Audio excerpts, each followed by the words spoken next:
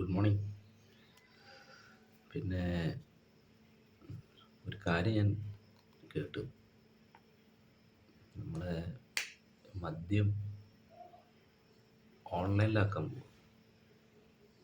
എന്നാക്കുമെന്ന് എനിക്കറിയില്ല. ഇങ്ങനെ ഞാൻ കേട്ട്.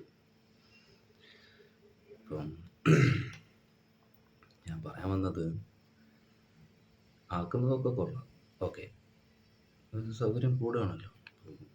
പണി കഴിഞ്ഞ് ബുദ്ധിമുട്ടി വരുന്നവർക്ക് വീണ്ടും മദ്യം വാങ്ങാൻ 1 മണിക്കൂറോ 2 മണിക്കൂറോ ക്യൂ നിന്ന് വെയിലും കൊണ്ടിട്ടൊക്കെ വാങ്ങണ്ട. അതൊരു ഗുണകരമായ കാര്യമാണ്. കാരണം ഈ ഓണം, വിഷു ഇതൊക്കെ വരുമ്പോൾ വാങ്ങൽ ഭയങ്കര ഒരു ബുദ്ധിമുട്ടുള്ള കാര്യമാണ്. കുറേ നേരം വെയിറ്റ് ചെയ്യണം, കുറേ നേരം ക്യൂ നിന്നിട്ടൊക്കെ പ്രശ്നങ്ങളാണ്. അതും ഒരു കാര്യം ആണ്. പക്ഷേ വേറൊരു കാര്യമുണ്ട്. നമ്മളിതിങ്ങനെ ഈ ഫുഡൊക്കെ ഓർഡർ എടുത്തിട്ട് വീട്ടിലേക്ക് കൊണ്ട് എത്തിച്ചേരുന്നത് അതേപോലെ തന്നെയാണ് ഇതും. അങ്ങനെയാണ് തോന്നുന്നത്. അങ്ങനെ ആകുമ്പോൾ അവിടെ വേറെ കുറേ ദോഷങ്ങളുണ്ട്.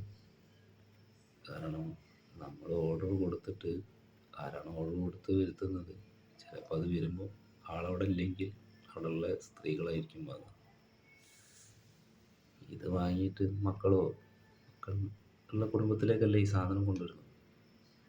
കുട്ടികളൊക്കെ ഇത് കണ്ടിട്ടാണ് വളരുന്നത്.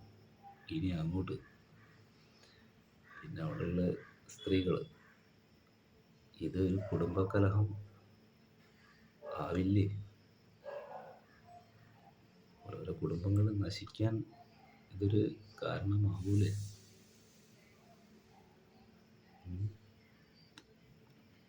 അതും വലിയൊരു പ്രശ്നമാണ്. അതാണ് കൂടുതൽ പ്രശ്നങ്ങൾ. കുറേ കുടുംബങ്ങൾ ബുദ്ധിമുട്ടി ജീവിക്കുന്ന കുടുംബങ്ങളുണ്ട്. അവിടേക്ക് ഇങ്ങനത്തെ ഒരു പ്രശ്നം കൂടി വരുമ്പോൾ കുടുംബങ്ങളൊക്കെ ഇല്ലാണ്ടാവും ഓരോരോ കുഴപ്പം കൊണ്ട്. അപ്പം എനിക്ക് പറയാനുള്ളത് എന്താണ്, നോക്കിയും കണ്ടിട്ടും ഒക്കെ ഇത് യൂസ് ചെയ്യുക.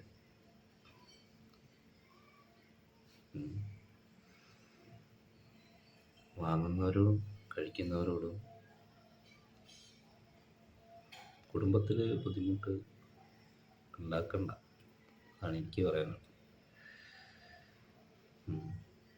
എല്ലാവരും ജീവിക്കാൻ വേണ്ടിയിട്ടും സന്തോഷിച്ച് ജീവിക്കാൻ വേണ്ടിയിട്ടല്ലേ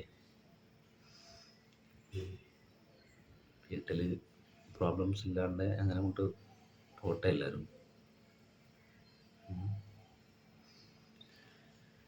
എന്തായാലും സംഗതി നടക്കട്ടെ.